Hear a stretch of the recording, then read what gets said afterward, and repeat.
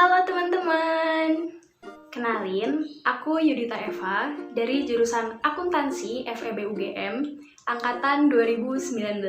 Aku hari ini mau ngomongin suatu topik nih yang baru aja aku sadarin setelah sekian lama sudah melakukan aktivitas tersebut gitu. Tapi sebelumnya aku mau nanya satu hal sama teman-teman.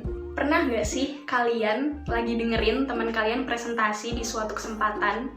Nah terus mereka di akhir nanya, ada yang mau ditanyakan?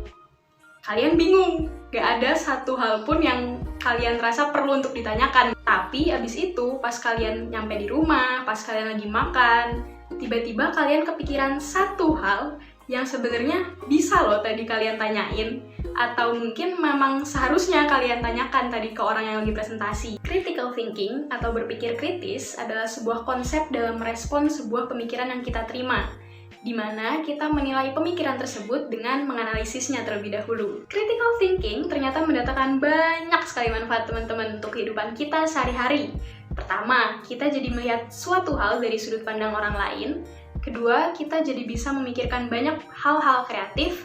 Yang ketiga, kita bisa melihat ada peluang apa sih kira-kira di depan kita. Nah, sekarang aku mau sharing suatu cara menyenangkan di mana aku bisa mancing diri aku sendiri nih teman-teman buat berpikir dengan lebih kritis. Caranya yaitu dengan nonton film bergenre investigasi. Kok bisa? Jadi ternyata di dalam film itu ada beberapa poin yang bisa loh ngebimbing kita teman-teman gimana sih caranya kita bisa berpikir kritis. Aku yakin kalau di semua film investigasi itu ada dua tokoh utama. Pertama, detektifnya. Kedua, pelaku kejahatannya. Biasanya, untuk memecahkan suatu kasus, para detektif ini akan menelusuri si pelaku hingga ke masa lalunya, keluarganya, bahkan korbannya pun ikut ditelusuri hingga ke orang-orang terdekatnya. Untuk apa sih?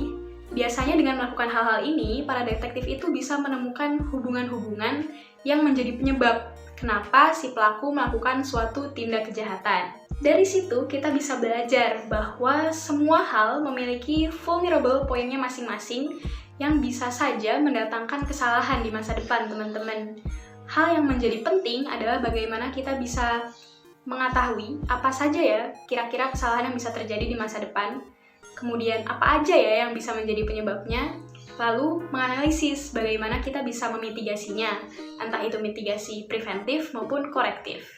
Kedua, biasanya para pelaku ini selalu mempunyai cara untuk menghalangi para detektif menyelidikinya. Dia bisa membohongi para detektif sehingga para detektif menghabisi waktu mereka untuk menyelidiki hal-hal yang sebenarnya tidak penting. Dia bisa meminta pertolongan dari orang yang jabatannya lebih tinggi sehingga langkah para detektif untuk menyelidikinya terhenti. Dia juga bisa bahkan menyuap partner kerja si detektif sendiri. Dari situ kita bisa paham bahwa setiap orang memiliki personality dan kehendaknya masing-masing yang ada di luar jangkauan kita.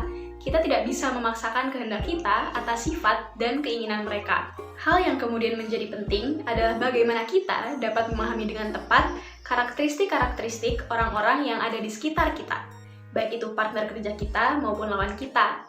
Kita juga harus memahami apa sih tujuan sebenarnya yang ingin mereka capai. Apabila itu sejalan dengan kita, it's good then. Tapi kalau ternyata itu berlawanan, it might be good to keep things just for ourselves. Ketiga, mengenai fakta dan timing. Ketika para detektif akhirnya berhasil nih mengumpulkan bukti-bukti yang mengarahkan kalau si pelaku ini ternyata benar melakukan tindak kejahatan, pelaku ini akan dibawa ke pengadilan. Di sana, jaksa akan meminta bukti-bukti yang kuat, bukan hanya pernyataan dari saksi yang bisa saja dimanipulasi. Bahkan sekarang aku yakin dengan teknologi yang ada, bukti pun bisa dimanipulasi. Dari hal tersebut, kita bisa paham bahwa fakta dan data merupakan senjata yang terbaik. Kita harus bisa menemukan, kemudian mengolah fakta-fakta tersebut sedemikian rupa, sehingga kita bisa paham betul hubungan-hubungan antara fakta tersebut. Dan lebih daripada itu, timing di mana kita mengungkapkan fakta tersebut juga tidak kalah penting. Dengan begitu, lawan tidak bisa mengelak fakta-fakta yang kita berikan. Ternyata selain sebagai sarana refreshing, film juga bisa loh memberikan banyak hal yang penting dan bermanfaat buat hidup kita. Sekian hal yang bisa aku bagikan kali ini. Terima kasih karena teman-teman sudah mau menyempatkan waktunya untuk dengerin aku. Semoga bisa membantu dan see you di kesempatan lainnya.